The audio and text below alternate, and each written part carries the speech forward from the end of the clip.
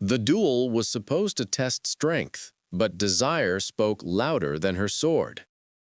The challenge of starlight.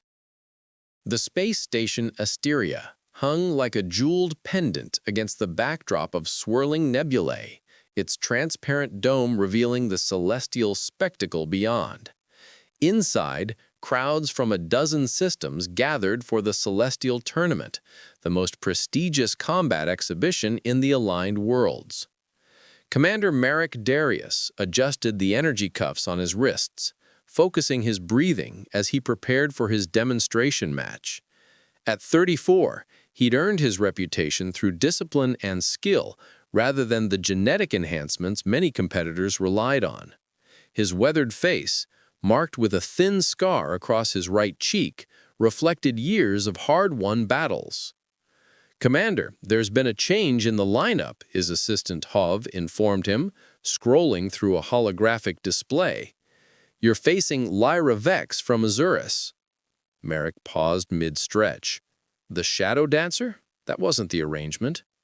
"The Azurian delegation insisted. Apparently, she specifically requested you." Merrick had never encountered Lyra Vex in combat, but her reputation preceded her. An elite warrior from Azurus, her fighting style incorporated elements of dance and martial arts unique to her homeworld. Some opponents claimed fighting her was like battling against smoke, impossible to grasp, lethal in her precision. "Interesting timing," Merrick murmured, rolling his shoulders. "What's her angle?"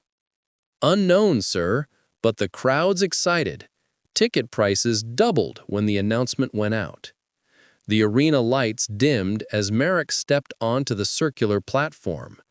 The crowd's roar became a dull vibration beneath his feet. Across the arena, a slender figure emerged from shadow. Lyra Vex moved with fluid grace, her purple skin shimmering with bioluminescent patterns that pulsed with her heartbeat. Her eyes, large and entirely silver without visible pupils, studied him with unnerving focus. Her facial features combined sharp angles with subtle curves, alien yet striking in their beauty. Her silver-white hair was intricately braided with small crystals that caught the light.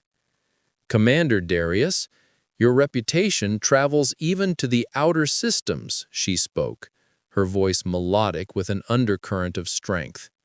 I bow slightly, maintaining eye contact. "As does yours, Shadow Dancer. Though I wonder why you'd request a match outside the tournament brackets." A smile played at the corners of her mouth. "Perhaps I wished to test myself against someone unpredictable. The other competitors rely too heavily on technology and enhancements. You fight with instinct and adaptation, rare qualities in humans." The arena master's voice boomed above them.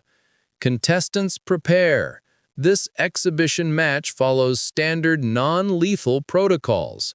Victory by submission or incapacitation only."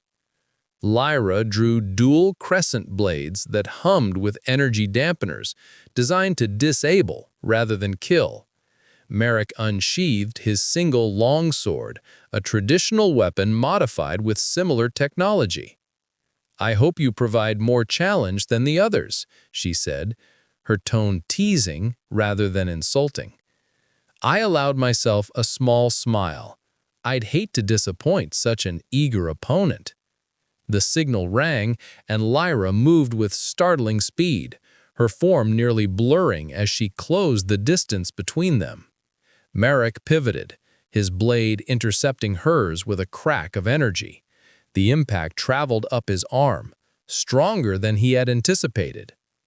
Their weapons locked, bringing their faces close. This near, Merrick noticed flecks of blue in her silver eyes, like distant stars. Something unexpected passed between them, a moment of recognition that transcended species and purpose. Lyra broke away first, her expression momentarily confused before she masked it with determination. As they circled each other again, Merrick realized this match might test more than just his combat skills. The crowd faded from his awareness as he focused entirely on the purple-skinned warrior before him, sensing that whatever had brought her to challenge him held significance beyond the spectacle of the arena. Whispers between strikes. Final respite before conclusion. The announcer's voice penetrated the tension between Merrick and Lyra as they disengaged. The match had reached its final phase, with both competitors showing remarkable skill, but neither gaining decisive advantage. Merrick retreated to his corner, where Tav waited with concern etched across his features. "Sir, with respect, what are you doing out there?" Tav whispered urgently. "The betting pools are in chaos. Everyone expected either quick victory or brutal stalemate, not whatever this is." Merrick took a long drink of water, his eyes never leaving Lyra across the arena. "Something unexpected is happening, Tav. I need to understand it before this ends." "Understand what? She's Azurian. They're known for psychological warfare. This could be an elaborate distraction." Merrick shook his head. "No, this is something else." Before Tav could respond, Merrick handed back his water and walked toward the center of the arena. Protocol dictated contestants remain in their designated areas during respite, but he found himself compelled to break convention. The crowd murmured as he stopped at the neutral zone marking. After a moment's hesitation, Lyra approached as well, her movements cautious but curious. "This is irregular, Commander," she said, though her tone held no rebuke. "As is this entire match," he replied. "We have 3 minutes before we resume trying to defeat each other. I'd rather spend them in honest conversation." Her luminescent patterns shifted to a softer rhythm. "Speak then. You didn't challenge me for glory or to test your skills. You're looking for something specific. What is it?" Lyra's silver eyes studied him, weighing secrets and possibilities. Finally, she spoke in a voice too low for the arena's amplifiers to catch. "My clan seeks alliance with Earth's military council. As Shadow Dancer, I was sent to evaluate potential human partners." Her gaze intensified. "I requested you specifically because your reputation suggested compatibility with our values." "So this match is political." Merrick felt an unexpected disappointment. "It began that way," she admitted, "but something changed when we first crossed blades." Her patterns pulsed in a sequence he recognized as signifying truth-telling. "I did not anticipate the resonance between us." Merrick stepped closer, now barely an arm's length away. "In human terms, what does this resonance mean?" Her expression softened. "It means our spirits recognize each other across the void of different worlds, rare enough between Azurians, nearly unheard of with other species." She hesitated, then added, "My people would consider it significant, beyond politics." "And you, what do you consider it?" The question hung between them, intimate and dangerous. The timer beeped, signaling 1 minute remaining in their respite. "Frightening," she finally answered, her voice barely audible. "Exhilarating." Merrick found himself reaching toward her face, stopping just short of touching the luminescent patterns along her cheek. "After this match ends, the Azurian delegation has private chambers in the station's diplomatic wing," she interrupted, her silver eyes holding his. "Section E, Chamber 17. The final warning tone sounded. They had to return to their positions. "Whatever happens in these final minutes," Lyra said as they backed away from each other, "know that the battle that matters has already been decided." They returned to their corners as protocol demanded. Tav looked at Merrick with confusion. "Sir, what was that about?" He tightened his grip on his sword. "A negotiation, Tav. Perhaps the most important one of my career." The buzzer sounded, and they engaged for the final round. Their movements had changed, still precise and powerful, but now containing a different kind of tension. Each strike communicated something words couldn't express. Each parry acknowledged understanding. The audience sensed the change, the commentators noting the increased intensity and surprising synchronicity between the competitors. What they couldn't see was the conversation happening beneath the visible combat, a dance of possibility between two warriors who had found something unexpected in this arena. As the final minutes ticked down, neither pressed for decisive victory. When the concluding signal sounded, they stood at perfect stalemate, blades locked, faces close, breathing in unison. The judge declared the match a draw based on technical scoring. The crowd roared its approval at the spectacular display, unaware that the true conclusion would happen far from public eyes. As they bowed to each other in the formal conclusion, Lyra's voice reached him beneath the noise of the arena. Section E, Chamber 17, 1 hour. Merrick nodded almost imperceptibly. I'll be there. Beyond the arena. Morning aboard Asteria Station was an artificial concept, lights gradually brightening to simulate dawn, environmental systems adjusting temperature and humidity to signal the start of a new cycle. Merrick awakened to these subtle changes, momentarily disoriented by unfamiliar surroundings, before memories of the previous night brought immediate clarity. Lyra lay beside him, her purple skin now emitting a softer glow in repose, the luminescent patterns pulsing in slow, rhythmic waves that he guessed corresponded to her dreaming state. One arm was draped across his chest, her fingers splayed against his heart as though maintaining connection, even in sleep. He studied her with newfound intimacy. The delicate ridge along her brow, the slight points of her ears, the way her silver-white hair framed features that balanced alien angularity with unexpected softness. Despite their physiological differences, lying beside her felt strangely natural, as though some deeper compatibility transcended their distinct evolutionary paths. Her silver eyes opened, focusing immediately on his face with none of the confusion that often accompanied human waking. "You're thinking very loudly," she murmured, her voice carrying that melodic quality that seemed more pronounced in this private setting. "An unfortunate human trait," Merrick replied with a smile. "We have noisy minds." Lyra's hand moved from his chest to his face, fingers tracing the line of his jaw. "Your thoughts concern what happens next," she observed, her tone making it a statement rather than question.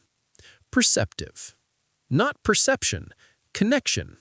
She sat up, the sheet falling away to reveal the luminescent patterns flowing across her purple shoulders and back. "The resonance between us has strengthened, as my people's teachings promised. I can sense your emotional state more clearly now." Merrick propped himself on one elbow. "Can you sense my conflict, then, between duty and whatever this is becoming?" Her expression grew serious. "Yes, it mirrors my own." She glanced toward the viewport where the nebula painted cosmic swirls across the darkness. "The tournament concludes today. Tomorrow, delegations return to their worlds. Decisions must be made." "Your mission was diplomatic," Merrick said, sitting up fully beside her. "Has this complicated it beyond repair?" Lyra's pattern shifted to a configuration he hadn't seen before. "On the contrary, my clan sent me to evaluate potential alliances with humans who understand honor and respect different ways of being. You have demonstrated both, beyond expectation." "So, this becomes part of your report." The thought carried an unexpected sting. "Successful diplomatic contact achieved through intimate means." Her expression registered shock, then understanding. She took his face between her hands, her patterns pulsing with intensity.